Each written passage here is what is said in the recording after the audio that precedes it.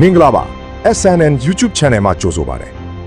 ။ယနေ့မေလ24ရက်2026ခုနှစ်အတွက်ကမ္ဘာနိုင်ငံရေးစီးပွားရေးနဲ့မဟာဗျူဟာမြောက်အပြောင်းအလဲများကိုတင်ဆက်ပေးသွားမှာဖြစ်ပါတယ်။ယနေ့ရဲ့အထူးသတင်းကတော့ကမ္ဘာအင်အားကြီးနိုင်ငံများရဲ့အာရုံစိုက်မှုကိုအပြင်းအထန်ရရှိနေတဲ့အမေရိကန်နဲ့အီရန်တို့အကြားငြိမ်းချမ်းရေးသဘောတူညီချက်ဖြစ်ပါတယ်။ဒီသဘောတူညီချက်ဟာဆယ်စုနှစ်များစွာတင်းမာမှုတွေနဲ့ပြည့်နှက်နေခဲ့တဲ့နှစ်နိုင်ငံဆက်ဆံရေးမှာတမိုင်းဝင်အလှည့်အပြောင်းတစ်ခုဖြစ်လာနိုင်တယ်လို့ကမ္ဘာစီးပွားရေးနဲ့အရှိအလေပိုင်းဒေသရဲ့ပထဝီနိုင်ငံရေးအခြေအနေတွေကိုပါတိတိတသားပြောင်းလဲစေနိုင်တဲ့အလားအလာတွေရှိနေပါတယ်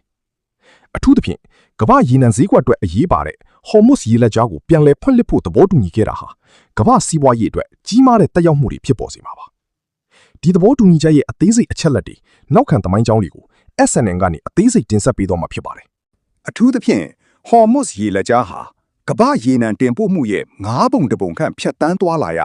မဟာဗျူဟာမြောက်အရေးပါတဲ့ရေလမ်းကြောင်းဖြစ်တာကြောင့်ဒီရေလက်ကြားမှာအီရန်ရဲ့ချင်းချောက်မှုတွေရေနံတင်သင်္ဘောတွေဖမ်းဆီးခံရမှုတွေဟာကမ္ဘာရေနံဈေးကွက်ကိုအကြိမ်ကြိမ်လှုပ်ခတ်စေခဲ့ပါတယ်။2026ခုနှစ်အစောပိုင်းမှာအမေရိကန်နဲ့အီရန်တို့အကြားစစ်ရေးပဋိပက္ခတွေဖြစ်ပွားခဲ့ပြီးနောက်ပိုင်းမှာတော့အမေရိကန်ဟာအရှိအလေပိုင်းဒေသကို2003ခုနှစ်အီရတ်ကျူးကျော်မှုနောက်ပိုင်းအကြီးမားဆုံးစစ်အင်အားဖြည့်တင်းမှုတွေပြုလုပ်ခဲ့ပါတယ်။ဒီလိုတင်းမာမှုတွေမြင့်တက်နေတဲ့ကြားကငင်းချမ်းရေးဆွေးနွေးပွဲတွေပြန်လည်စတင်ခဲ့တာဟာကမ္ဘာအတိုင်းဝိုင်းအတွက်မျှော်လင့်ချက်ရောင်ကြီးဖြစ်လာခဲ့ပါတယ်။ယခုမေလ24ရက်2026ခုနှစ်မှာထွက်ပေါ်လာတဲ့သတင်းတွေအရ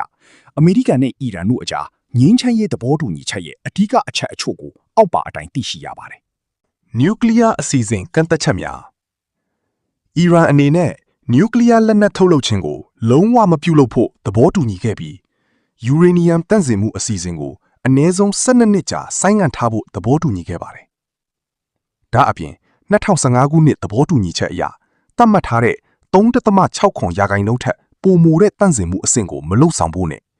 တန့်စင်ပြီးယူရေနီယမ်ပမာဏကို300ကီလိုဂရမ်အောက်ကန့်သက်ထားဖို့လည်းပါဝင်ပါတယ်။ဒီအချက်ဟာအီရန်ရဲ့နျူကလ িয়ার အစီအစဉ်အပေါ်ကမ္ဘာအတိုင်းဝိုင်းရဲ့စိုးရိမ်ပူပန်မှုတွေကိုရှော့ချပေးနိုင်မှာဖြစ်ပါတယ်။နိုင်ငံတကာအနုမြူစွမ်းအင်အေဂျင်စီ IAEA ကလည်းအီရန်ရဲ့နျူကလ িয়ার စက်ရုံတွေကိုပုံမှန်စစ်ဆေးခွင့်ရရှိမှာဖြစ်ပြီးပွင့်လင်းမြင်သာမှုအပြည့်အဝရှိစေဖို့အာမခံချက်ပေးထားပါတယ်။ဟော်မုတ်ရေလက်ကြားပြန်လည်ဖွင့်လှစ်ခြင်း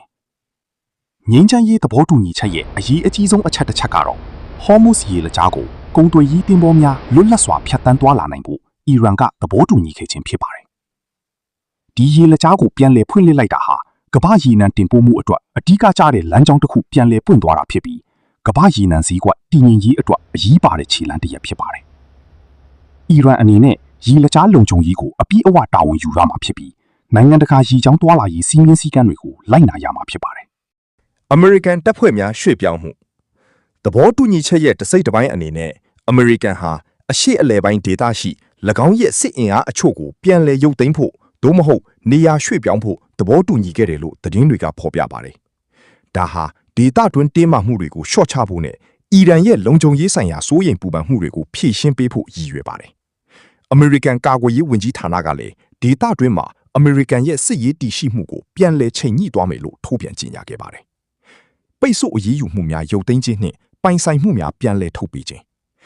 အမေရိကန်အနေနဲ့အီရန်အပေါ်ချမှတ်ထားတဲ့စီးပွားရေးပိတ်ဆို့မှုအချို့ကိုရုပ်သိမ်းပေးဖို့နဲ့ဤခဲ့ထားတဲ့အီရန်ရဲ့ပိုင်ဆိုင်မှုတွေကိုပြန်လည်ထုတ်ပေးဖို့သဘောတူညီခဲ့ပါတယ်။ဒီအချက်တွေဟာအီရန်စီးပွားရေးကိုပြန်လည်ဦးမော့လာစေဖို့အထောက်အကူပြုမှာဖြစ်ပါတယ်။အီရန်ဗဟိုဘဏ်ရဲ့ဤခဲ့ထားတဲ့ဒေါ်လာဘီလီယံပေါင်းများစွာကိုပြန်လည်ထုတ်ပေးမှာဖြစ်ပြီးဒါဟာအီရန်ရဲ့စီးပွားရေးဖွံ့ဖြိုးတိုးတက်မှုအတွက်အဓိကကျတဲ့တွန်းအားတစ်ခုဖြစ်လာနိုင်ပါတယ်။ဒေသတွင်းဆွေးနွေးပွဲမျာ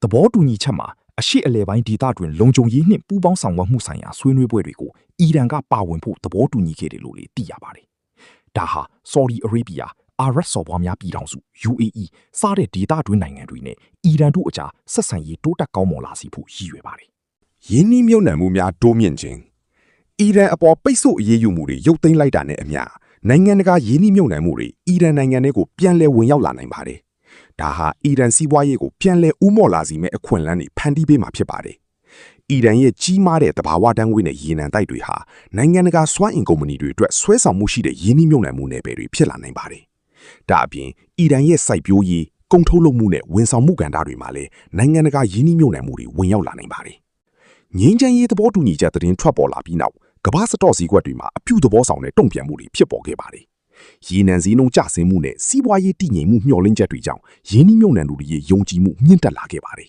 ။ သို့တော်လည်းဒီသဘောတူညီချက်ဟာကမ္ဘာငြိမ်းချမ်းရေးနဲ့တည်ငြိမ်ရေးအတွက်အရေးပါတဲ့ခြေလှမ်းတစ်ရပ်ဖြစ်ပြီးဆယ်စုနှစ်များစွာတင်းမာမှုတွေနဲ့ပြည့်နှက်နေခဲ့တဲ့ဆက်ဆံရေးမှာအပြုသဘောဆောင်တဲ့အပြောင်းအလဲတွေကိုဖော်ဆောင်ပေးနိုင်လိမ့်မယ်လို့မျှော်လင့်ရပါတယ်။